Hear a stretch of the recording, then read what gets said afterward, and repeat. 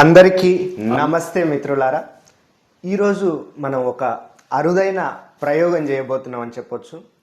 ఎందుకంటే తూముకుంట గ్రామ పంచాయతీ పరిధిలోని వీపనగండ్ల మండల్, వనపర్తి జిల్లా, తెలంగాణ రాష్ట్రంలోని తూముకుంట గ్రామ పంచాయతీ సర్పంచ్ ఎన్నికల్లో పార్టిసిపేట్ చేస్తున్న క్యాండిడేట్ ఇతను నామినేషన్ వేశాడు.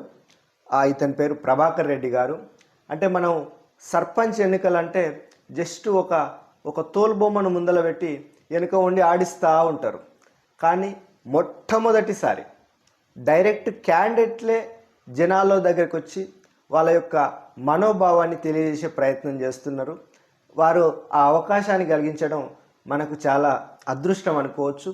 ఎందుకంటే అతను సమాజానికి లేదా గ్రామానికి ఏం చేయగలుగుతాడు, అతని దగ్గరున్న వనరులు ఏంది, అతని దగ్గరున్న విషయ పరిజ్ఞానం ఏంది, అతని దగ్గరున్న అనుభవం ఏంది అనేది జనాలకు రీచ్ అయితే ఇప్పుడు ప్రజెంట్ ఈ గ్రామ పంచాయతీ పరిధిలో 4 అభ్యర్థులు ఉన్నారు.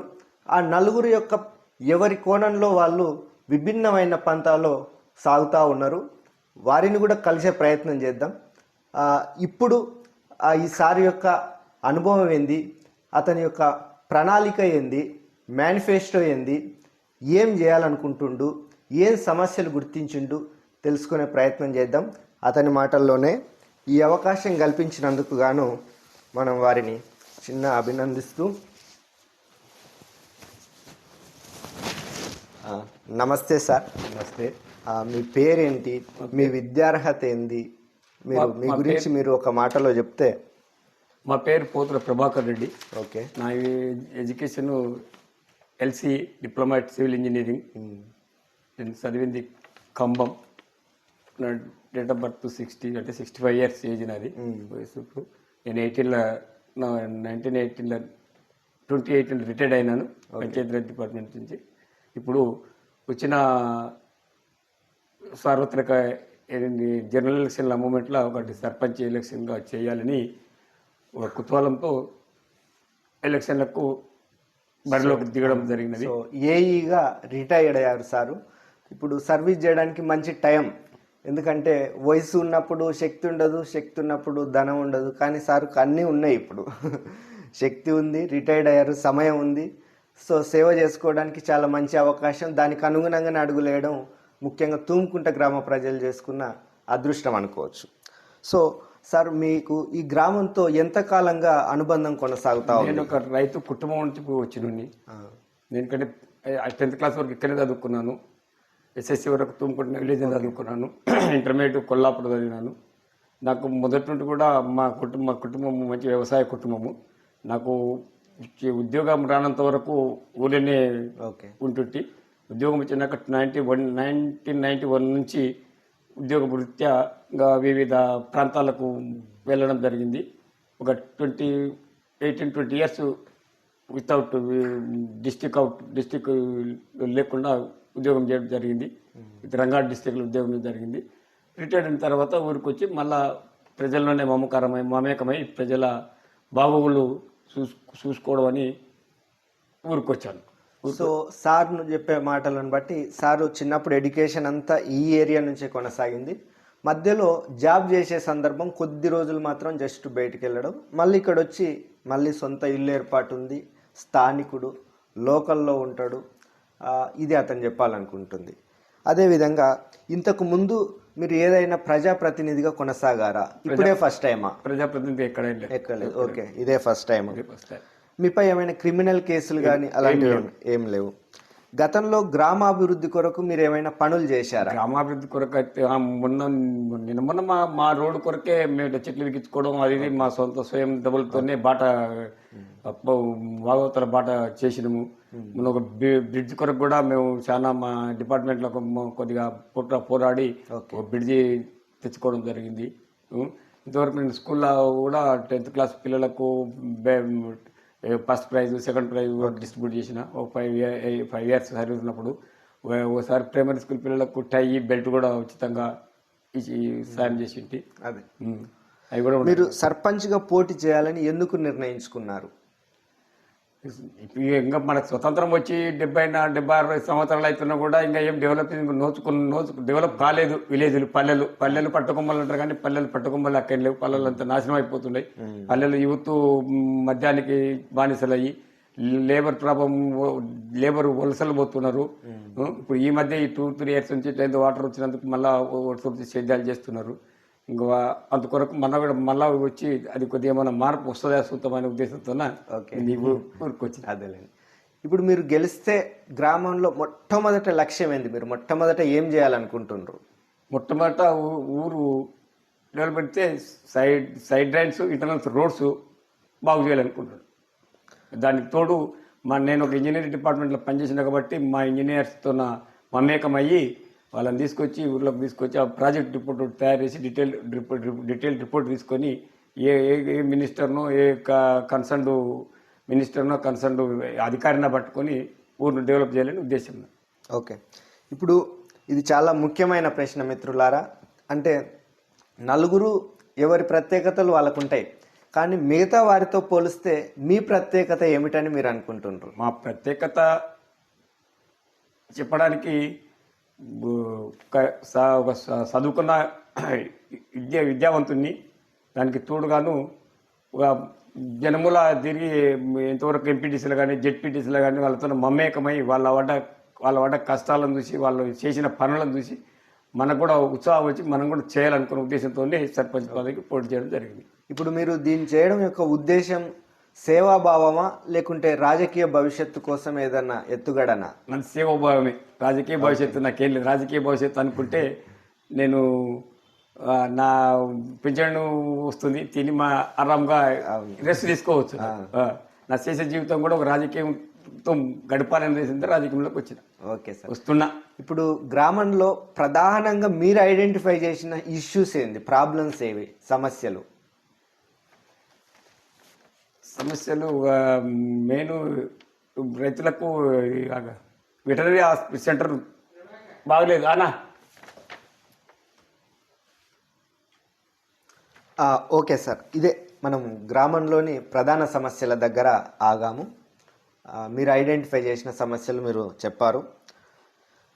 వాటికి రీజన్ ఏమై ఉంటుంది అనుకుంటున్నారు? మీరు గుర్తించిన సమస్యలకు మూలం ప్రజాప్రతినిధులు కానీ ప్రజాపాలకులు కానీ సరిగా స్పందించకపోవడం. ఓకే, దానికి పరిష్కారంగా మీరు కృషి చేయడం కొరకు చేయడానికే ఓకే ముందుకు మద్యము డ్రగ్స్ సమస్యలపై మీ యొక్క స్పందన ఏంటి? మద్యము డ్రగ్స్ రాష్ట్రం మొత్తములా వేర్లై పారుతున్నది. మన దగ్గర కూడా అంత విపరీతంగా ఉండకూడదని దానికి నిషేధం చేసి తగ్గించడమే మంచిదని నా అభిప్రాయం. ఎక్సలెంట్. త్రాగునీరు సమస్యను ఎలా పరిష్కరిస్తారు? మన దగ్గర ఉందా ఆ ఇష్యూ? తాగునీరు సమస్య పెద్దగా లేదు. ఓకే, లేదు, ప్రస్తుతానికైతే ఏం లేదు. డ్రైనేజీ, రోడ్లు, వీధి లైట్లను ఎట్లా సక్రమంగా నిర్మించాలంటే అదే డ్రైనేజ్ అయితే అస్తవ్యస్తంగానే ఉంది. డ్రైనేజ్ ఏ ఇంటి ముందర చూసినా ఏ వాడలో చూసినా నీళ్లు సరిగా పోవడం లేదు. అన్ని రోడ్లు అయినా పోతున్నాయి. అన్ని ఇంకా అక్కడ కెనాల్ డ్రైనేజ్ వ్యవస్థ అయితే లేదు, బీభత్సంగా ఉంది, చాలా భయంకరంగా ఉంది. రోడ్లు కూడా సరిగ్గా లేవు. పరిసరాల పరిశుభ్రత కొరకు మీరు తీసుకోబోయే జాగ్రత్తలు ఏమిటి? ఇంకా మేము తీసుకునే జాగ్రత్తలు ఏమిటి? అండర్ గ్రౌండ్ డ్రైనేజ్ చేయడం ఒకటి, పరిశుభ్రంగా ఉండమంటే వీళ్ళ గ్రామం కానీ వీళ్ళ వీధులు కానీ ఆ రోడ్లు నిర్మించడం కానీ.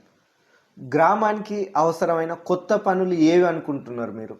గ్రామానికి ఇప్పటికిప్పుడు అవసరమైన పనులు ప్రస్తుతం గ్రామంలో ఎమర్జెన్సీ కొరకు అంబులెన్స్ ప్రొవైడ్ చేయడము. నెక్స్ట్ మాకు 6 నెలలకో లేకపోతే మనకు ఇప్పుడు కొద్దిగా టైం చూసి మంచి వైరల్ ఫీవర్స్ అంటే వైరల్ వచ్చినప్పుడు హెల్త్ క్యాంపులు ఏర్పాటు చేయడము. ఓకే, వాళ్ళకు మెడికల్స్ ఉచితంగా ఇవ్వడము, లేకపోతే మనం ఎక్కడ అరేంజ్ చేసుకొని ఏదో చూసి చేయాలనే ఉద్దేశంతోనే. నిరుద్యోగులు వలసలపై మీ అభిప్రాయం ఏంటి? నిరుద్యోగులకు మనం చేసేది ఏమిటంటే మన ఆర్థిక సాయం చేయగలుగుతాము. ఫ్యూచర్స్ హైయర్ ఎడ్యుకేషన్ పోవాలనుకుంటే మమ్మల్ని సంప్రదిస్తే వాళ్ళకు పుస్తకాలు కానీ కొద్దిగా ఇంత మన శాశక్తి ఇంత ఫీజులో ఏదో ఇచ్చి సర్దిగా చెప్పగలం. ఓకే సార్, ఇప్పుడు గ్రామంలో వృద్ధులు, వికలాంగులు, ముఖ్యంగా మహిళలు ఎదుర్కొంటున్న సమస్యలు ఏవి మీ దృష్టిలో? ఇంకా పెన్షన్స్ సరిగా అన్ని చోట్లకు అందుతలేవు. ఓకే. ఆ, ఏజ్ బారైన వాళ్ళకు లేవు. కొంత సమస్యలు పెన్షన్స్ నాకు రాలేదు, వీడియోలు కొంతమంది వీడియోలు కూడా పెన్షన్స్ రాలేదని కంప్లైంట్ చేస్తున్నారు. ఆ వీడియోలు కూడా ఆ పెన్షన్స్ కూడా వచ్చే విధంగా మనం సహకరిస్తామని వాళ్ళకి ఇప్పుడు చెప్తున్నాం. మనల్ని గెలిపిస్తే మీకు పెన్షన్స్ వచ్చే విధంగా మేము తోడ్పడతామని. ప్రభుత్వ పథకాలను ప్రజలకు ఎలా అందిస్తారు? ఓపెన్ డెమోలో పెట్టి అందిస్తాను. ఎక్సలెంట్. లబ్ధిదారుల ఎంపికలో పారదర్శకత ఎలా ఉంటుంది? అంటే మనకు ఈ పార్టీ వాళ్ళకే ఇవ్వాలా, అది నా ఉద్దేశంలో అందరికీ సమానంగా వేయాలి, అందరికి సమానంగా ఉంచాలి. ఒక రైతు కమిటీ లేకపోతే ఒక వర్క్ కమిటీ వర్కులు ఇచ్చే విధానం కాదు, ఊర్లో ఉన్న సమస్యల కమిటీ. ఆ సమస్యలు వాళ్ళు చెప్పినవే వర్కులు చేయడం జరుగుతుంది. ఎక్సలెంట్. గ్రామ సభలను ప్రతి నెల నిర్వహిస్తారా? ఖచ్చితంగా నిర్వహిస్తాం. ఎక్సలెంట్. అవినీతి లేకుండా పనులు చేయగలనని ఎలా నిరూపిస్తారు? ఇంకా నాణ్యతకు ప్రాముఖ్యత ఇస్తాం. నాణ్యతకు ప్రాముఖ్యత ఇచ్చినప్పుడు అవినీతి జరగదు. గుడ్. గ్రామానికి అదనపు నిధులు తెచ్చే ప్రయత్నం చేస్తారా? మా శాయశక్తి ప్రయత్నిస్తాం. ఈ డిజిటల్ బడ్జెట్ లెక్కలు ప్రదర్శిస్తాం. ప్రభుత్వ పాఠశాల అభివృద్ధి కోసం మీ ప్రణాళిక ఏమిటి? నేను ప్రతిరోజు స్కూల్ విజిట్ చేస్తా. Excellent, thank you. Mid day meals కానీ మిడ్ డే మీల్స్ ఏ విధంగా పెడుతున్నారు, విద్యార్థులు ఎంత లెక్కలు కానీ మెజర్మెంట్ ఎంతమంది వస్తున్నారు, విద్యార్థులు టీచర్స్ సకాలంలో వస్తున్నారు, సకాలంలో పనిచేస్తున్నారు అనేది విజిట్ చేస్తా. ప్రతిరోజు డే బై డే అయినా విజిట్ చేస్తా.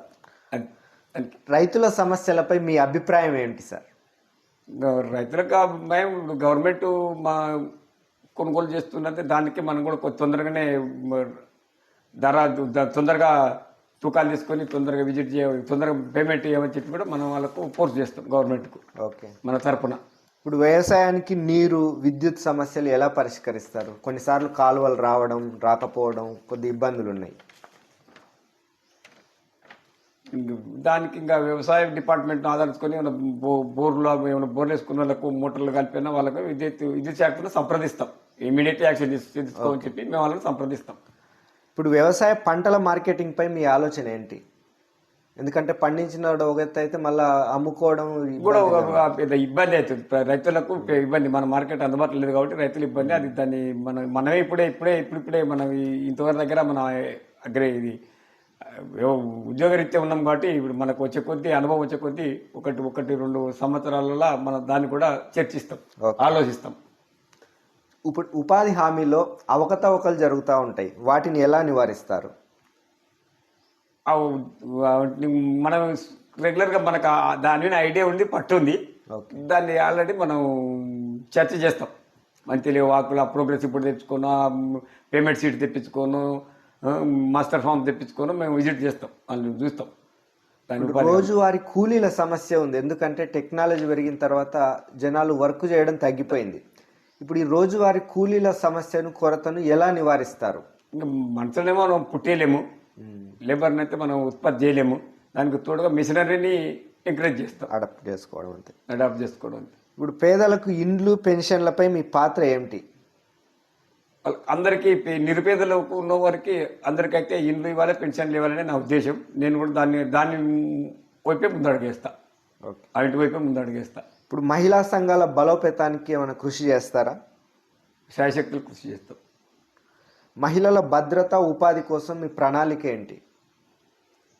ఇప్పుడు మన 100 ఉన్నవా డైల్ ఇంకా దాన్నే మనం ఇంకా కొద్దిగా స్ట్రాంగ్ చేయమని చెప్పి పెట్టిన డిపార్ట్మెంట్ మన పోలీస్ డిపార్ట్మెంట్, హోమ్ డిపార్ట్మెంట్ మనం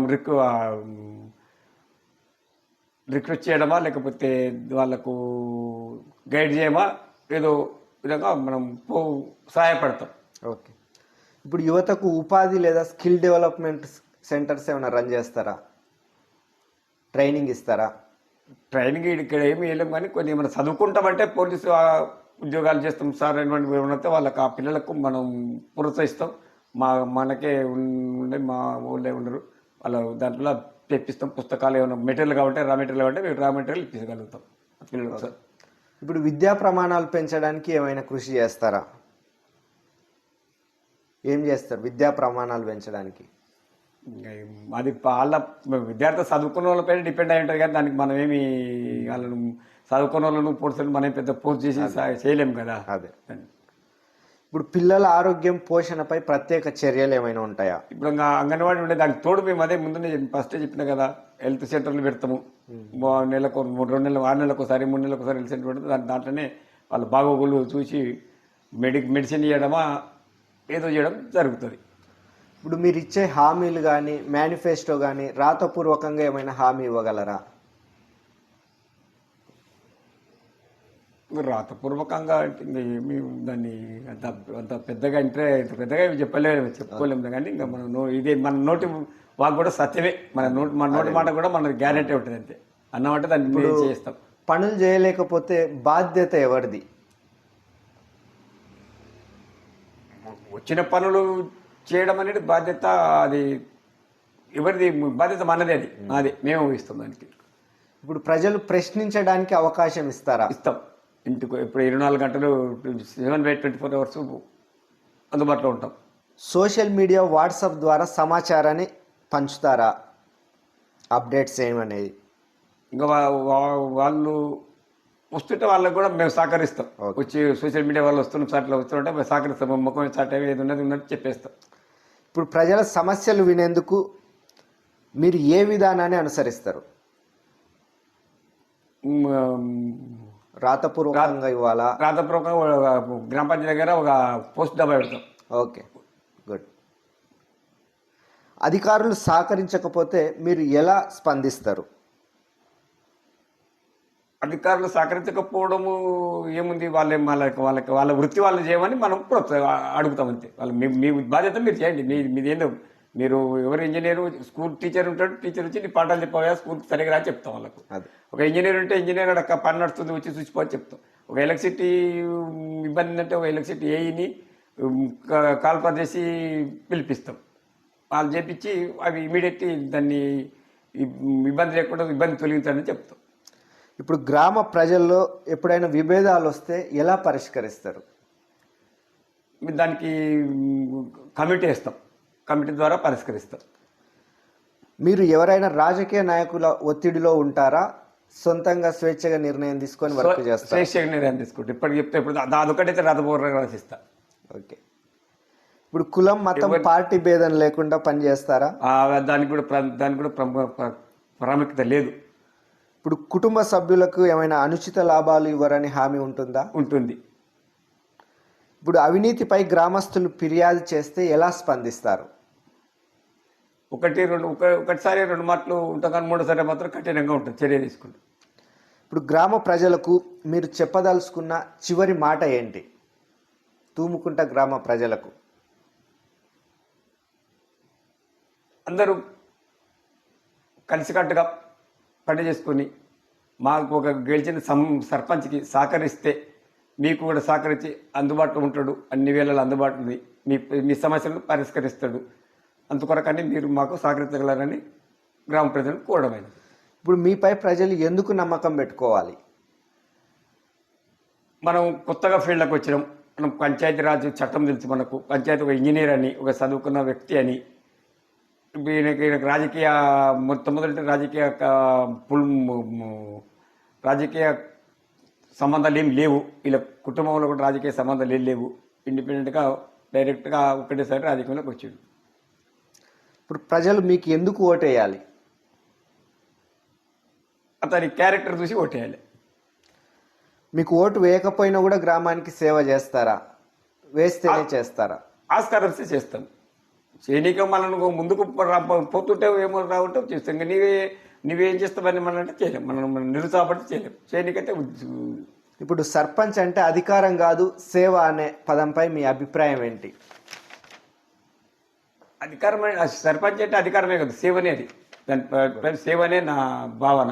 ఓకే, సేవ చేయడమే నా భావన. అధికారం అంటే దానికి పెద్ద దాని ఏదో వస్తుంది తీసుకోవడము, గుంజుకోవడము, పోగేసుకోవడం అంటే నా ఉద్దేశం కాదు. సర్పంచులది, గ్రామ సర్పంచ్ సేవ చేయడమే సర్పంచుల బాధ్యత. ఇది అండి మన ప్రభాకర్ రెడ్డి గారు చెప్పిన అంశాలు. చాలా సూటిగా క్లుప్తంగా సుత్తి లేకుండా సూటిగా చెప్పాడు. విషయం స్ట్రేట్గా వెళ్ళిందని మనం అనుకోవచ్చు. అంటే మనకు అతనికి ఉన్న స్పష్టత, పట్టు, గ్రామంలో ఉన్న అన్ని రకాల వింగ్స్ను టచ్ చేసిండు అనుకోవచ్చు. ఫైనల్గా డిసిజన్ మేకర్స్, ఎందుకంటే తూముకుంట గ్రామ ప్రజలు, ఓటర్లు చాలా చైతన్యవంతమైన ప్రజలు. ఇంత ముందుతో పోలిస్తే ఈ ఎలక్షన్ కొద్దిగా డిఫరెంట్ అనుకోవచ్చు, నాకు వ్యక్తిగతమైన అభిప్రాయం కూడా. ఎందుకంటే హేమీలు ఉన్నారు, అందరూ సీనియర్స్, అనుభవజ్ఞులు, చదువుకున్న వ్యక్తులు, వెల్ ఎడ్యుకేటెడ్ పర్సన్స్ ఉన్నారు. ఎవరితో పోల్చే అవసరం లేదన్నట్టు. ఎవరి వాళ్ళు యూనిక్ పర్సనాలిటీ ఉంది. సో మీకు ఇప్పుడు ఈ ఎలక్షన్లో వచ్చిన గుర్తు ఏంటి సార్? ఏ గుర్తుకు వేస్తే మీకు ఓటు చేరుతుంది? కత్తెర గుర్తు వచ్చింది నాకు. ఓకే, ఇది కత్తెర గుర్తుకు ఓటేయమని ప్రజలను కోరుకోవడం జరుగుతుంది.